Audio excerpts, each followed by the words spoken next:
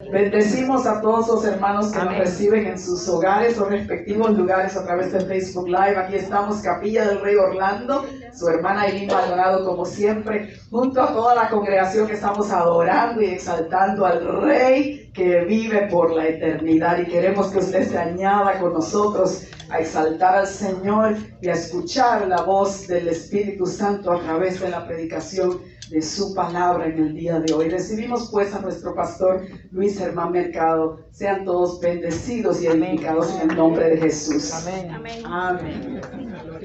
¿Puedo hacer un comentario? Sí. Claro. Veníamos de camino para la iglesia cuando salimos y a mitad de camino les digo yo a las muchachas, la verdad que nosotros somos privilegiados.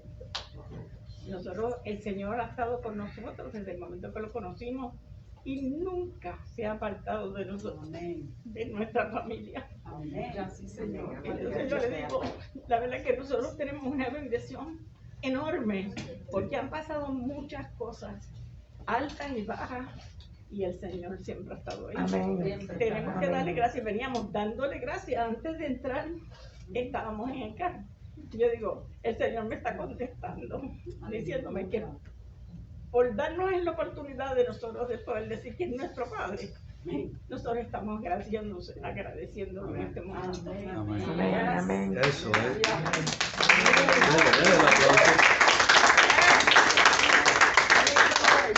Es que Dios es fiel. Amén, amén. Es que Él es fiel.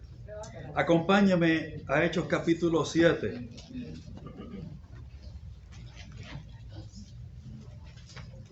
Edificantes palabras. Amén. Gloria a Dios. ¿Cuál versículo? Capítulo 7, verso 20. ¿De qué, pastor? Hechos 7, 20. Hechos 7, 20. Marque allí el pasaje. Amén. Esta semana, pasado miércoles, estudiábamos aquí el libro de, este mismo libro de Hechos. Es el libro que estamos estudiando en nuestros estudios de los miércoles. Y aunque no vamos verso por verso, sí, pasaje por pasaje. Y dijimos que en el capítulo 6 de Hechos hubo un problema de crecimiento. ¿Sabe que el crecimiento trae problemas? Trae dolores. En el crecimiento hay dolores.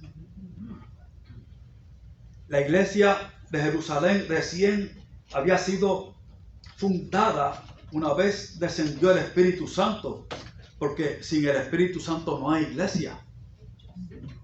El Espíritu Santo es lo que le da identidad, quien le da identidad a la iglesia. Amén. Amén. Pero el Espíritu Santo no había sido aún derramado, había sido prometido, pero todavía no había sido aún derramado. Era necesario que Jesús muriera y resucitara para que entonces el Padre enviara la promesa. Es la promesa del Padre, el Espíritu Santo. Y la iglesia de Jerusalén comenzó a crecer y a crecer, hasta que surgieron algunos problemas. Había algunas deficiencias en la vida diaria de aquella iglesia. Había algo, en lo que quiero comenzar hoy. En esta iglesia se servía comida diariamente a las viudas, todos los días. Era la única comida que muchas de aquellas hermanas iban a tener. La comida que la iglesia les daba en lo que se llamó la repartición diaria. Y ese trabajo lo estaban haciendo los apóstoles. Ya eran 12 de nuevo, porque ya se había escogido al sucesor de Judas. Y ahora Matías estaba ocupando el lugar que Judas dejó por prevaricación. Y los 12, estaban ministrando la palabra y al mismo tiempo sirviendo a las mesas. Eran quienes servían a las mesas. Y llamaron a la multitud de los discípulos y les dijeron, no es justo que nosotros desatendamos la oración y la administración de la palabra para servir a las mesas. Yo decía el miércoles pasado, lo que no era justo, no había una injusticia en términos de que estaban siendo humillados. Eran los 11 apóstoles, pero estaban sirviendo a las mesas, lo hacían bien, lo hacían con agrado y con esmero. Ese no era el problema.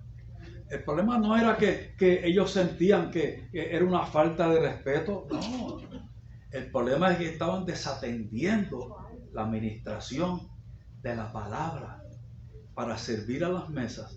Entonces le dijeron a la multitud, escojan de entre ustedes a 7 varones llenos de fe, de sabiduría y del Espíritu Santo para que atiendan este asunto de servir a las mesas. La murmuración había comenzado cuando los griegos que estaban en la iglesia estaban diciendo, su queja era que las viudas de los hebreos tenían preferencia, porque era la iglesia de Jerusalén. Y los apóstoles escucharon el reclamo. El texto bíblico de Hechos dice que hubo una murmuración. Ojo, no fue un chisme. Cuando la palabra dice murmuración, un reclamo. Un reclamo entre ellos. Fue entre ellos que llegó a oído de los apóstoles, de los 12. Y los apóstoles llamaron a la multitud. Le dijeron, escojan a 7 varones. Como ya les dije, llenos de fe, de sabiduría. Y escogieron a 7, como les dijeron. Uno de ellos se llamaba Esteban. Y Esteban sirvió a las mesas por algún tiempo. El pasaje no dice por cuánto tiempo. Hasta que también comenzó a ministrar la palabra. Ahora como evangelista. Y en el capítulo 7 de Hechos dice que se levantó oposición. La oposición que se levanta no es sinónimo de falta de unción. La oposición que se levanta no es sinónimo de falta de respaldo de Dios. O tenía respaldo de Dios. Dice el pasaje que Dios lo estaba usando y había multitudes recibiendo. Y muchos de ellos recibían a la palabra. Y se levantaron de entre los escribas y fariseos gente que le reclamaron: queremos que te calles, queremos silenciarte. Y como no pudieron resistirle, dice el pasaje, el capítulo 6 de Hechos, que sobornaron a falsos testigos que dijeran: este hombre está blasfemando, este hombre es un blasfemo, lo hemos escuchado decir blasfemias.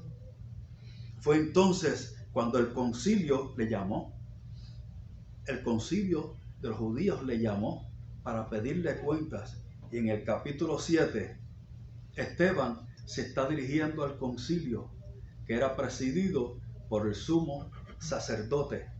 Versículo 20. Este es parte del mensaje de Esteban ante el concilio. Y quiero, antes de leer ese verso 20, decirles que como empezó Esteban testificando allí, fue hablando de toda la historia de cómo Dios fue fiel al pueblo de Israel durante toda la travesía y levantó a la gente menos probable para servirle a este pueblo. Y comenzó hablando de José. Comenzó hablando de José. Y dijo: José, un jovencito, fue levantado por Dios. Usted conoce la historia. Y recibió de Dios sabiduría en momentos críticos en la historia del pueblo de Israel. Y a pesar de que fue atacado por los más cercanos, por sus 11 hermanos o sus 11 queridos hermanos, fue atacado y fue cuestionado por su padre también. Fue puesto en tela de juicio por su propio padre. Dios lo honró a donde quiera que llegó. Y si era esclavo en casa de Potifar, allí era honrado. Y si era preso en la cárcel de Faraón, allí era honrado. Y cuando en un momento crítico y clave, el panadero que había estado preso en la cárcel de Faraón, le dijo a Faraón: yo conozco a un joven hebreo que interpreta sueños. Y José interpretó el sueño que tenía Faraón. 7 años de prosperidad, 7 años de escasez. En los de prosperidad, guarda, constúyete graneros y guarda. Come solamente lo necesario. Y cuando llegue el primer año de hambre, tendrás comida para todo este pueblo. Usted me dirá, esa es la cosa más lógica, ¿verdad? Sí, pero en aquel momento no era así de fácil de verlo. Eso lo vemos ahora. Pero aquel jovencito, José, le dio la estrategia, tuvo la sabiduría para trazar la estrategia, para atajar y para que a todo aquel pueblo sobreviviera en tiempos de una terrible hambruna. Y a pesar de que la historia de José no está en los anales de la historia de Egipto, todavía hoy, lo que dice la Biblia es que José salvó a toda aquella tierra conocida en aquel entonces. A todos, incluyendo a su propia descendencia, a su propia ascendencia, debo decir, que también pasaban hambre en la tierra de Canaán. Y la segunda persona que menciona Esteban en su mensaje aquel día es lo que quiero leer ahora. Verso 20. Hechos 7:20. Dice Esteban: en aquel mismo tiempo nació Moisés y fue agradable a Dios y fue criado 3 meses en casa de su padre. Pero siendo expuesto a la muerte, la hija de Faraón lo recogió y le crió como un hijo suyo. ¿Por qué fue expuesto a la muerte? Porque su madre ya no podía retenerlo. Jocabed lo guardó hasta que ya era demasiado evidente que tenía un niño en casa. Parece que Moisés lloraba fuerte. Y Faraón había dicho que todo hijo varón de entre las hebreas fuera lanzado al río. Oye, fue específico. Láncelo al río. Eso era todo.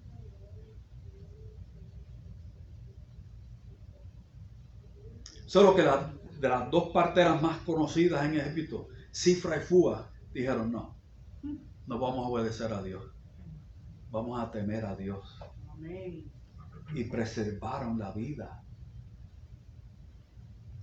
Y dice el pasaje en Éxodo capítulo 2 que Dios prosperó tanto a Cifra como a Fúa, y prosperó no solo a ellas sino a sus familias por haber temido a Dios. Entonces la mamá de Moisés, Jocabed, por la fe, dice Hebreos capítulo 11, que guardó con temor a Dios la vida de su hijo y no obedeció al rey Faraón. Y dice el pasaje, porque lo vio niño hermoso. ¿Sabe por qué lo vio niño hermoso? Por la fe. Aquella mujer de quien no se habla mucho en la Biblia dijo: yo creo en la vida futura de este niño. Hay un plan de Dios. Es la progenitora que dice que la vida de este niño que tengo en mis manos es más que a quien tengo en este momento. Hay más. Y lo protegió hasta que ya no pudo más. Entonces lo puso en una canastilla. Si fuéramos a Éxodo capítulo 3 veríamos que lo puso en una canastilla de junco. Es decir, lo que hoy diríamos mimbre. Una canastilla de mimbre. Creo que por eso de ahí es que a estas canastillas hechas de mimbre se les llama Moisés. Y esa canastilla la calafateó con brea por dentro y por fuera. Nada impresionante, bien rústico. El Moisés de 3 meses de nacido en una canastilla cubierta de brea por dentro y por fuera. Y lo puso a orillas del río Nilo, que tenía y tiene todavía unos golpes de agua impresionantes.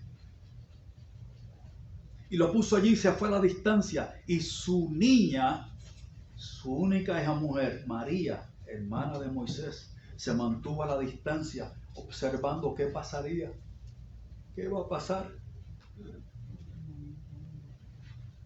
Acompáñame a seguir leyendo este pasaje. Pero siendo expuesto a la muerte, la hija de Faraón lo recogió y le crió como a hijo suyo. Porque aquel día, oiga, Dios tiene citas divinas. Amén. Dios tiene citas divinas. Aquel día sucede que la hija de Faraón fue al río a bañarse, a recrearse, junto con sus doncellas, precisamente a la hora en que Moisés estaba flotando a orillas del río Nilo.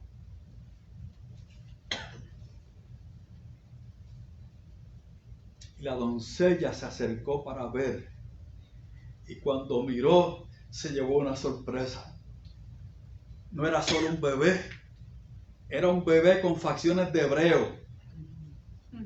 Ah, eso se nota, claro que se nota. Ella era egipcia, ella era la hija de Faraón. ¿Y ahora qué voy a hacer? Ah, pero la hermanita de Moisés estaba a la distancia. Estaba a la distancia. Y le dijo a la hija de Faraón: yo sé quién puede criarte. Yo sé quién puede criarte esa criatura. Yo tengo a alguien, una mujer hebrea, que te puede criar a esa criatura. Pues sí. Sí. Ve a buscarla. Y la trajo. Oiga, ¿a quién trajo? A la mamá. Usted sabe esa historia, ¿verdad? Sí. Y la hija de Faraón le dijo: críamelo. Es decir, ya se había adueñado de la criatura. Críamelo y yo te lo pagaré. Y ahora está bajo Jocabet cobrando por criar a su propio hijo. Y lo tuvo hasta cierta edad, después de los cuales se lo entregó. Dice ahí, se lo entregó otra vez a la hija de Faraón. Y la hija de Faraón le puso por nombre Moisés, porque dijo: yo lo saqué de las aguas, lo saqué yo de las aguas. Y ahí es que viene el significado del nombre de Moisés. Y dice el verso 22, y fue enseñado Moisés en toda la sabiduría de los egipcios, y era poderoso en sus palabras y obras. ¿Qué era qué? Poderoso en palabras y obras. Yo no sé si en la cultura egipcia había una legalidad en cuanto a la sucesión del trono. Posible que sí, y en ese caso Moisés legalmente no hubiera podido ser faraón algún día, aunque era descendiente adoptivo de Faraón. Lo cierto es que fue criado como uno.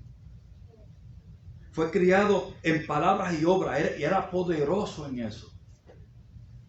Algunos han dicho que Moisés estudió en el Templo del Sol, que era la universidad más reconocida del entonces. Moisés tuvo una buena educación, de la mejor. Moisés era educado, era preparado. Verso 23 dice: cuando hubo cumplido la edad de 40 años, le vino al corazón el visitar a sus hermanos, los hijos de Israel, y al ver a uno que era maltratado por un egipcio, lo defendió, e hiriendo al egipcio, vengó al oprimido. ¿Por qué lo hizo? Pues el próximo verso dice por qué. Porque él pensaba, dice el verso 25, pero él pensaba que sus hermanos comprendían que Dios le daría libertad por mano suya, mas ellos no lo habían entendido así. Moisés ya sabía desde muy temprano en su vida que Dios quería usarlo para libertar al pueblo de Israel. Y aquel día, cuando vio que un egipcio maltrataba a un hebreo, levantó su mano en respuesta a su conocimiento de que él iba a ser instrumento de Dios para sacar libre a aquel pueblo. ¿Qué hizo? Levantó su mano. Esta es mi misión y la voy a cumplir, aunque sea con mano fuerte. Si tengo que usar mi mollero para llevar a cabo el plan de Dios, lo voy a usar. Y así lo hizo. Y levantó su mano y mató al egipcio. Dice el verso 26, y al día siguiente se presentó a uno de ellos que reñían y los ponía en paz, diciendo: varones hermanos sois, ¿por qué os maltratáis el uno al otro? Oiga, yo quiero decirle algo, quizá le va a parecer fuerte. Moisés no estaba arrepentido. Moisés no se arrepintió de haber matado a aquel hombre egipcio.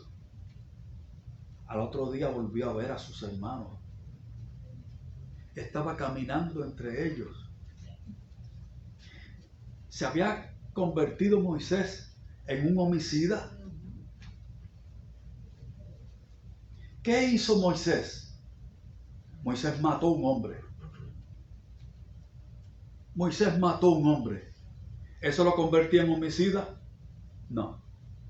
Oiga, no lo convertía en homicida, aunque mató. Moisés no vivía matando gente. Mató a un hombre. No se dice que matara a nadie más.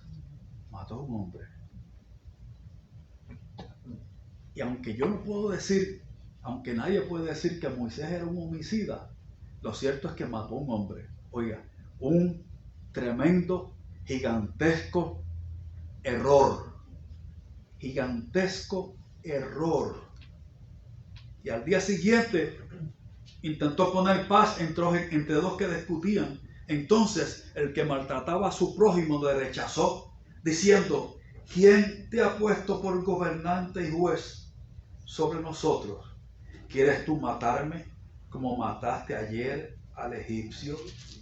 Al oír esta palabra, Moisés huyó y vivió como extranjero en tierra de Madián, donde engendró 2 hijos. Por cierto, aunque vivía huyendo, estaba ahora proscrito, vivía huyendo. Dice en Éxodo 3 que Faraón quería matarlo para haber matado a un oficial egipcio. Estaba huyendo. Oiga, un tremendo error. Un error capital.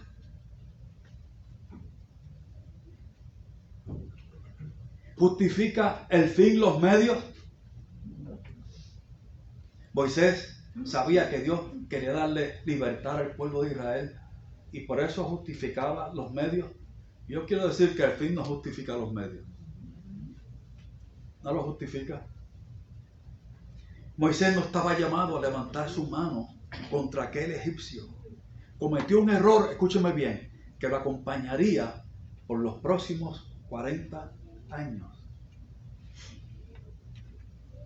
Mató a aquel egipcio cuando cumplía 40 años. Y aquel gigantesco error lo acompañaría durante 40 años más. Yo quiero que tú me acompañes a verlo en ese exilio forzoso durante esos 40 años. Éxodo capítulo 3.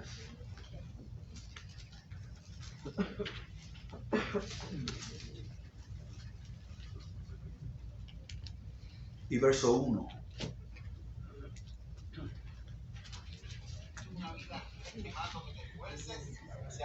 Oiga, llegó a tierra de Madián, una nación algo vecina de Israel, y allí conoció a un grupo de doncellas a quienes defendió y fue recibido por la familia de esa familia, la familia de Jetro, sacerdote de Madián. Oiga, no era sacerdote ni hebreo, era un sacerdote de una religión, de una nación vecina, no era un sacerdote judío. Y terminó pastoreando las ovejas de Jetro, de su suegro. Había sido príncipe en Egipto, vivía en la corte de Faraón, educado, con todas las comodidades, con todas las facilidades. Moisés vivía muy bien. Ahora estaba en el desierto y era pastor, un pastor de ovejas. Y no eran ni de él tan siquiera, eran del suegro. Trabajaba para el suegro, pastoreando ovejas en un área desértica, no tampoco un área agradable, en una zona desértica. Allí era pastor de ovejas.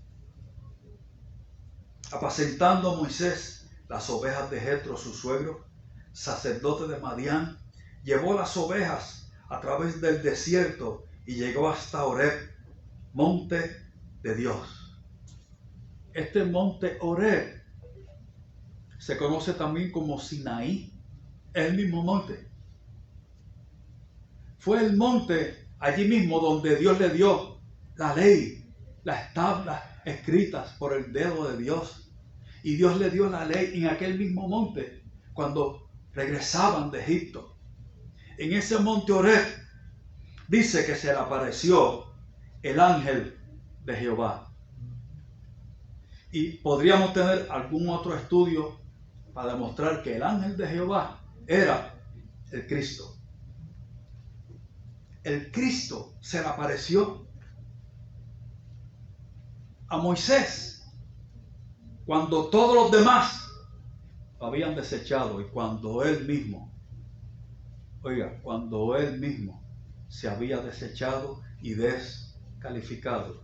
Yo quiero que usted mire que este Moisés que estaba en el desierto es un hombre solo, hombre solitario. Había sido rico, ahora era extremadamente pobre. Había vivido en palacio, ahora vivía en el desierto, trabajando, pastoreando ovejas.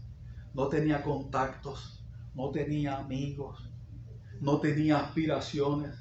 ¿Sabe por qué? No podía volver a Egipto. Allá estaba siendo buscado para ser ejecutado. No tenía alternativa, no tenía esperanza, no tenía aspiraciones, no tenía planes. Moisés vivía de día a día haciendo lo que siempre hacía, pastoreando ovejas en el mismo sitio. Y veía todos los días el mismo campo, el mismo desierto, la misma rutina.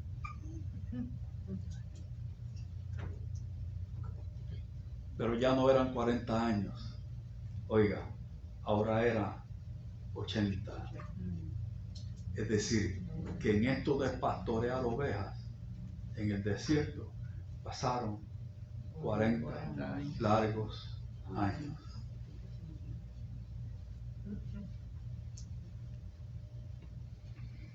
Y el ángel de Jehová se le apareció en una llama de fuego en medio de una zarza.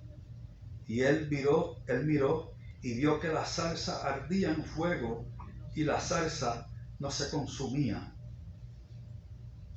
Yo quiero hacer aquí ahora ya no una exégesis, sino una eisegesis. Yo quiero aportar mi parecer de por qué en una zarza.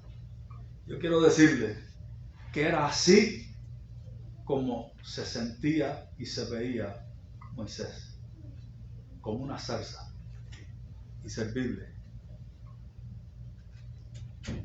que ya no tenía más uso. La zarza era un arbusto que crecía en el desierto a duras penas y por estar precisamente en el desierto se secaba. Por combustión espontánea durante el calor del día se encendía. Eso él lo veía todos los días prácticamente. Solo que esta salsa ardía y no se consumía. Y por primera vez en 40 años, Moisés está observando algo fuera de la rutina diaria que llama su atención. Y ojo, tenía esposa y 2 hijos. Pero él sabía que había sido llamado para más. Había sido llamado para mucho y él lo echó a perder. Ahí estaba Moisés pensando, diciendo, yo fui llamado por Dios a sacar del pueblo de Egipto, libre al pueblo de Israel, y yo lo eché a perder todo. Lo aniquilé todo. Ya no queda nada para mí. Este es el Moisés que estamos viendo aquí ahora, en Éxodo capítulo 3. Por mi error lo eché todo a perder. ¿No se ha encontrado usted así en algún momento en su vida? Que por un error lo echó todo a perder.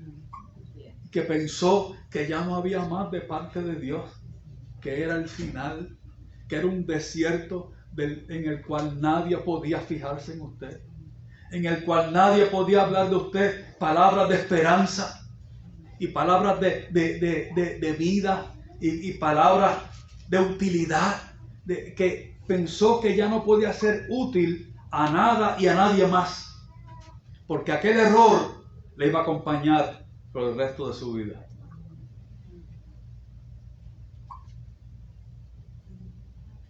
Así estaba Moisés. Así estaba Moisés. Entonces Moisés dijo, iré yo ahora y veré esta grande visión. ¿Por qué causa la zarza no se quema? Viendo Jehová que él iba a ver, lo llamó Dios del medio de la zarza. Dios. Oiga, un de repente de Dios. Un de repente de Dios detuvo toda la narrativa de la historia de este hombre. Un de repente de Dios. Y lo llamó Moisés. Moisés. Oiga, puede ser el desierto más inhóspito y más desértico, valga la redundancia, del mundo. Allí que usted se encuentre, no se le perderá de vista a Dios. Puede estar allí huyendo durante 40 años y allí no se le perderá de vista a Dios. Puede estar allí autodescalificado o descalificado por muchos, porque aquel pueblo que él pensaba que comprenderían que ellos iban a ser libertados por él, ahora pensaban de él como un proscrito, un condenado, alguien que no tiene más utilidad en la sociedad, alguien que no puede hacer nada más, solo huir y esconderse. Pero allí Dios le estaba mirando y ahora se estaba dirigiendo a él. Oiga, y tenía ahora 80 años. Para completar, tenía ahora 80 años. Y Dios estaba hablando a la hora de comenzar algo a los 80 años. A los 80 años, mucha gente hace tiempo terminó de hacer algo. ¿Sí?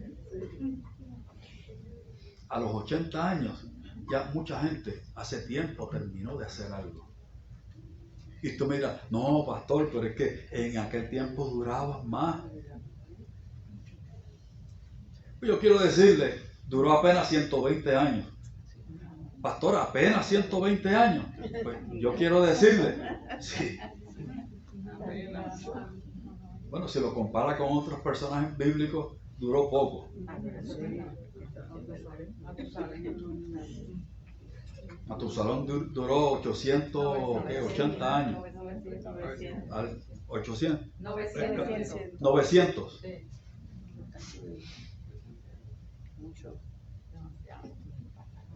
A los 80 años estaba aquí ahora Dios tratando con él. Muchos lo desecharon, Dios no. Muchos dijeron, ya no hay para él esperanza. Dios dijo, ahora es que empieza. Ahora es. Muchos lo olvidaron, Dios no. Porque Dios no es como el hombre. El hombre olvida, Dios no. El hombre desecha, Dios no. ¿Cuál será el error? Escúchame bien. ¿Cuál será el error que sea capaz de coartar el plan de Dios para su vida? ¿Cuánta seriedad tiene que revestir ese error para que Dios quite su mano sobre usted? Para que ese propósito de Dios se vea tronchado permanentemente. Ninguno. Aleluya. Amén. Ninguno.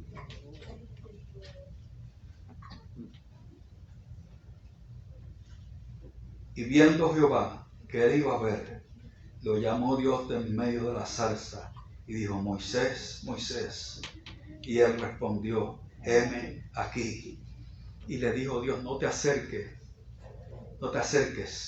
quita tu calzado de tus pies, porque el lugar en que tú estás, tierra santa es. ¿Era tierra santa? Realmente, mire, quiere que le dé un análisis de este.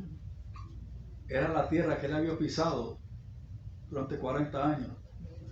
La tierra que él había pisado 40 años. ¿Qué de especial tenía aquella tierra? Nada. ¿Sabe qué de especial lo hizo? Que allí estaba Dios. Que en aquel de repente, oiga, Dios tiene de repente, ¿sabe?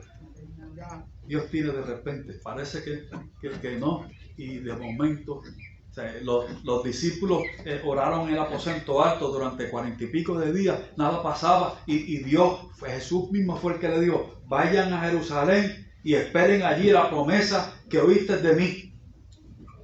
Y 40 y pico de días, 47 días orando y nada sucedió. Y de repente vino un estruendo del cielo y todos fueron llenos del Espíritu Santo. Amén.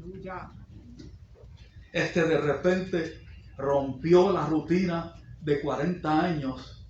Esto rompió no solo la rutina, rompió con la autoestima tan pobre que aquel hombre tenía.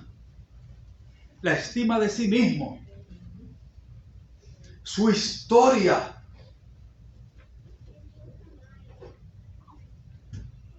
El lugar en que tú estás, tierra santa es. Y había estado caminando por allí 40 años. Yo he estado contigo aquí, con este desierto. Yo he estado durante 40 años. No lo parecía, pero Dios estaba con él. En ese desierto que usted a veces atraviesa, que parece que no, yo quiero decirle que Dios está con usted. En ese desierto en que no pasa nada nuevo, que todo es lo mismo, parecería, si Dios está, tiene que estar ocurriendo maravillas. Pues pasó lo mismo, hasta que un día, lo impensable ocurrió. Y la rutina de aquel hombre fue interrumpida. Pero más que la rutina, la desaprobación de él mismo y la desaprobación de los demás tuvo un alto. Allí ocurrió un alto. Y le dijo Dios, yo soy el Dios de tu padre, Dios de Abraham, Dios de Isaac y Dios de Jacob. Entonces Moisés cubrió su rostro porque tuvo miedo de mirar a Dios. Si seguiríamos leyendo, es cuando Dios le dice, Moisés, yo he escuchado el clamor de mi pueblo. Yo he visto su aflicción y he descendido. Ve ahora tú, para que libertes a mi pueblo. Y la respuesta de Moisés fue, ¿quién soy yo? ¿Quién soy yo? ¿Quién soy yo para ir a libertar al pueblo? ¿Quién soy yo, Señor?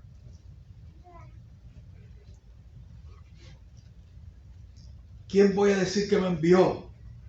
Vas a decir que te envió el yo soy. No es quién eres tú, es quién soy yo. Amén.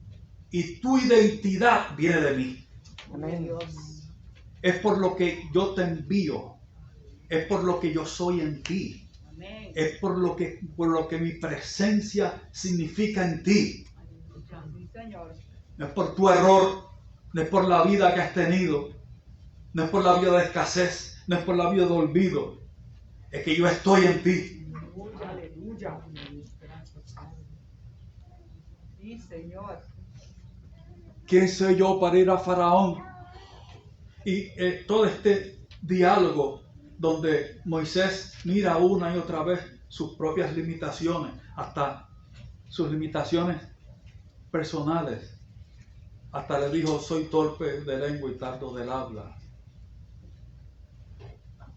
Algunos han dicho que era tartamudo, yo no sé, no es eso lo que dice el pasaje. Si lo fuera, dice que era torpe de lengua y tardo del habla. Tenía algún problema comunicológico. Y esa fue su constante, Señor, pero ¿cómo voy a ir yo delante de Faraón a expresarme con toda esta limitación que tengo de expresión? Fue cuando el Señor le contestó, ¿no está aquí tu hermano Aarón? Y he aquí que él habla bien. Y estoy citando, he aquí que él habla bien. Si Dios sabía que Aarón, su hermano, hablaba bien, él sabía que él hablaba mal.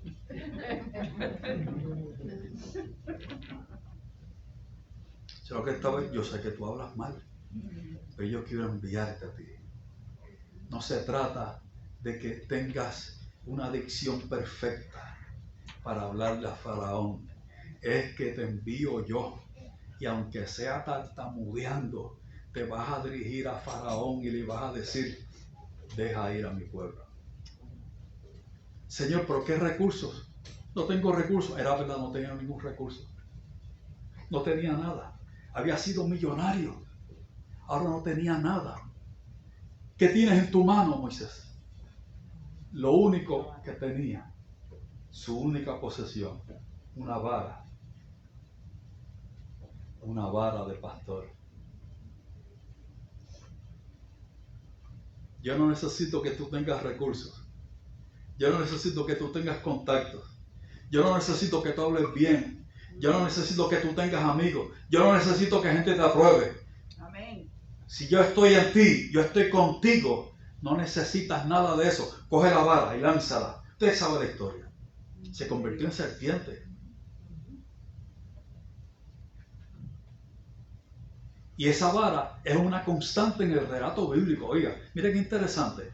Es una constante en el relato bíblico. Aquella vara de pastorado estuvo con él todo el tiempo. Cuando fueron a cruzar el Mar Rojo, Dios le dijo, golpea con tu vara. Y cuando fueron a cruzar el Jordán, golpea con tu vara. Su vara, sin embargo, a partir de aquel día en que la vara se convirtió en serpiente, aquella vara se le llama en el relato bíblico como la vara de Dios, no la vara de Moisés. Vino a ser la vara de Dios. ¿Necesitaba Dios una vara? No. ¿Sabe qué necesitaba Dios? ¿Sabe qué necesitaba Moisés? Vivir rendido a Él. Amén. Quien vive rendido a Él verá el propósito de Dios cumplido en su vida. Amén. Amén. Sí, Señor. Tenga o no tenga recursos, aunque lo que tenga sea una simple vara, aunque esté en sus 80 años, no importa. Y podrá Dios usarme a los 80 años, pues lo usó hasta los 120. Aleluya. Amén. Y cuando llegó el día de su muerte, Dios le dijo, sube a ese monte que está ahí. Y Dios se lo señaló. Dios le había dicho, no vas a entrar a la tierra prometida, la vas a ver con tus ojos, pero no vas a entrar. Alguien se dio la tarea de estudiar ese monte, donde Dios le dijo que subiera, y lo midió el trayecto, 12 kilómetros, de un territorio súper escarpado, donde todavía hoy alquimistas tienen problemas para subir, porque además de desierto, es bien accidentado y escarpado. Pero dice el texto bíblico que un hombre de 120 años lo subió y llegó entero allá arriba.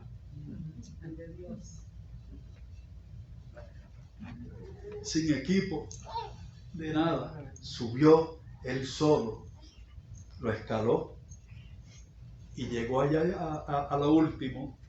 Y cuando llegó allá, miró toda la tierra prometida. Ya casi termino. Vio toda la tierra que Dios prometió, a la cual no iba a poder entrar. Y si usted mira el último capítulo de Deuteronomio, los últimos 2, debo decir, usted verá allí a este hombre adorando a Dios, cantando. El uno es un cántico y el otro es una oración. En el cántico y en la oración, adorando a Dios, dando gracias. Allí no había ni pizca de amargura por no haber podido entrar a la tierra prometida. Pero Dios cumplió su palabra. Y él sabía que él había sido instrumento para aquel gran proyecto. Y aquel hombre murió completo, realizado. No hubo un sepelio, murió él solo. Alguien diría alguien que estaba solo con Dios, porque Dios lo enterró. Dice la Biblia que fue enterrado por Dios en lo alto del monte. Pero no solo eso, vio a 1,000,000 y pico de personas en la falda del monte, a punto de pisar por primera vez la tierra que él había prometido. Porque lo que es imposible para los hombres es posible para Dios. Santo Dios. Porque cuando parece que nuestra vida declina y que ya no podrá ser, Dios dice, si pones tu mirada en mí, yo lo haré todo. Gracias, Padre, gracias, Señor. Cuando parece que los recursos escasean cada vez, y cuando parece que el cuerpo ya no responde igual, obvio que ya no responde igual. Yo voy a hacer en tu vida y a través de tu vida lo que para ti era imposible. Aleluya. Y cuando parecía que aquel error nos había descalificado, aquel error nos había sacado del camino, del cumplimiento de la promesa. Aquel error había dicho, no, ya no más. Dios dijo sí. Dios dijo sí. ¿Sabe por qué? Porque los dones y el llamamiento de Dios son irrevocables. Amén. Estemos puestos de pie. Gracias, Señor. Gracias, Padre.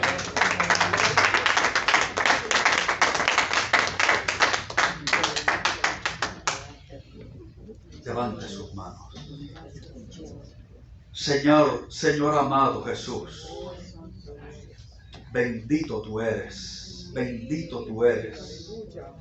Señor, mira a quien levanta sus manos, ahora orando a ti, Padre eterno. Tú tienes propósito en su vida. Señor Jesús, y no importa, en un momento hubo errores, Señor, tu promesa es fiel. Y tú le has llamado, Señor.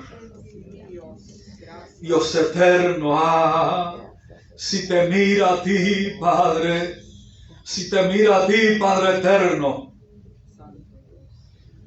sus pies serán afirmados y ciertamente tú cumplirás y ciertamente tú lo llevarás a feliz realización de lo que tú has querido hacer en su vida y a través de su vida. Dios eterno, Padre mío, ayúdanos constantemente a tener conciencia de que la tierra que pisamos es santa, porque tú estás aquí. De que la tierra que pisamos es santa, porque aquí tú estás. Y donde tú estás, Señor, el final de la historia es para testimonio de ti. Te bendecimos, te bendecimos, te bendecimos, Padre bueno. Te bendecimos, Señor Jesús.